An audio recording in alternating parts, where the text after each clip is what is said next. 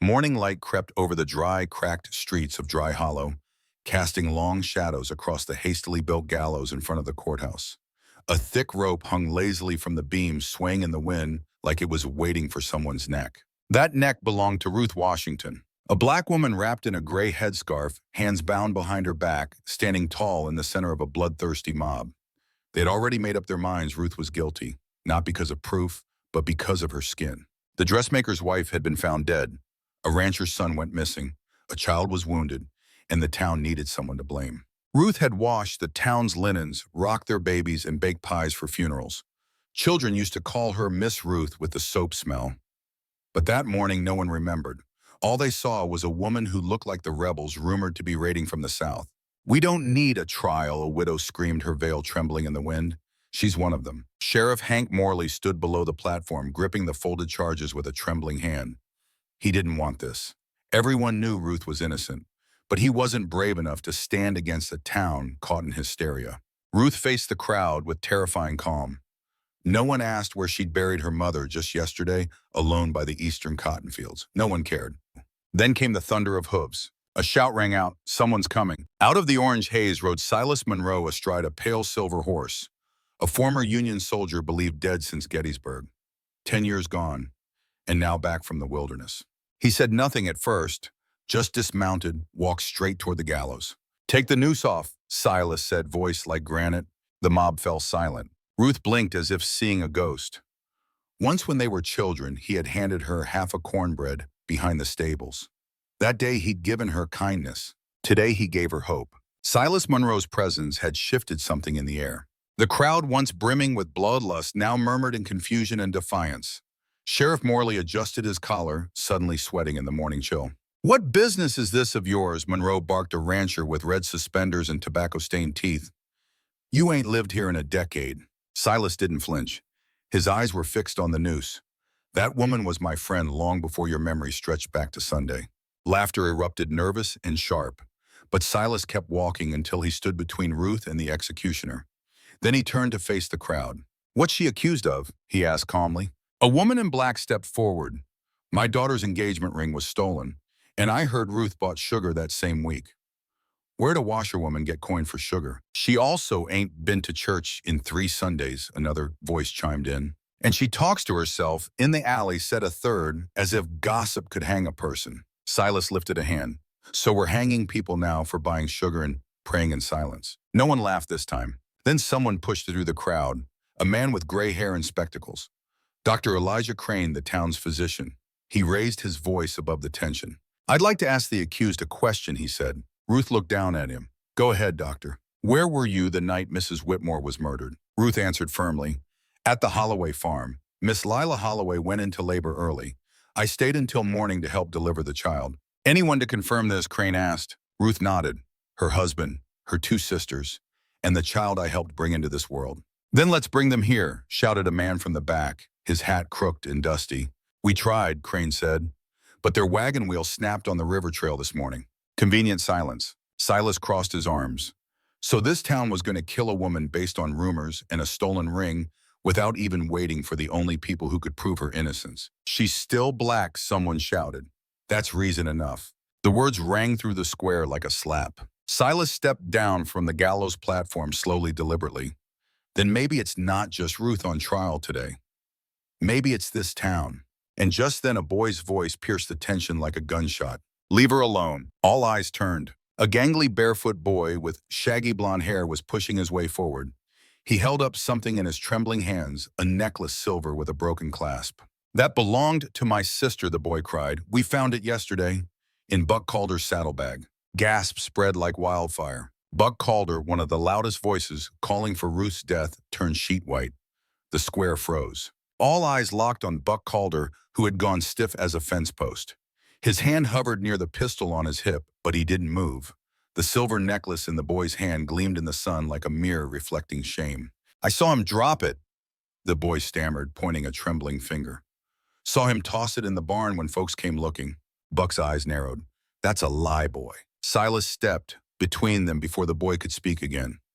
"Easy, Buck." Buck's jaw twitched. "You calling me a thief now, Monroe?" Silas didn't answer with words. He turned to Sheriff Morelli. "Search his saddlebag." The sheriff hesitated. That's a serious accusation. Silas's voice dropped.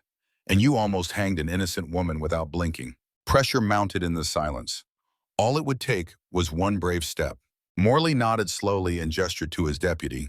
A minute later, the deputy returned with a leather satchel, trembling as he pulled out a gold locket engraved with MW, a woman's lace gloves stained at the fingertips, and a small silver ring with a garnet stone. The crowd gasped. Mrs. Whitmore's engagement ring. Buck made his move. With a snarl, he lunged for his gun, but Silas was faster. His revolver came up with deadly calm. Don't. Buck froze. Drop it, Silas said. Buck's pistol clattered to the dirt. Sheriff Morley approached, taking the man by the shoulders. Buck called her, "You're under arrest for theft and murder." Buck's face turned from rage to fear to something close to panic. "You all believe them over me, over a black woman and a wild kid." "No," Dr. Crane said from the crowd. "We believe evidence." Silas turned back toward Ruth. Her lips trembled, not with fear but with restraint. She was holding back tears, not for herself but for all the times she'd watched men like Buck walk away free. The boy stepped up beside her. "I'm sorry, Miss Ruth. I should have said something sooner." She crouched down slowly. "You said it when it mattered." A voice from the back whispered, "What have we become?" Someone else said, "We were about to hang an innocent woman." Then silence. The noose still swung behind them. And that was when Silas stepped up and cut the rope free. The frayed end dropped to the dust like a severed lie. As the dust settled and the townsfolk stood in uneasy silence, Buck Calder spat blood into the dirt. He glared up at Silas and growled, "You think this was about some stolen ring?" Sheriff Morley tightened his grip on Buck's arms. "You're already in enough trouble, Calder. Don't make it worse." Buck chuckled low and bitter. "I didn't kill Mrs. Whitmore for no ring. I did it because she knew." Silas took a cautious step closer. "Knew what?" Buck lifted his chin. "About the deal." A cold hush fell over the square. Ruth's brows furrowed. "What deal?" Buck's smile twisted. "You really think I was the only one robbing homes around here? You think folks like me got rich from hard work?" He looked out at the crowd, at the shopkeepers, the ranchers, the preacher. "Ask yourselves who's been selling stolen horses over the mountain trail, who's been forging land deeds for the Whitmore estate since her husband passed." She found the documents. She was going to tell the circuit judge. Dr. Crane whispered, "Land fraud." Buck nodded. And Ruth here, she was perfect. No family left, no voice the town would trust. Just a body to hang so y'all could sleep easier. The town was no longer angry, they were terrified.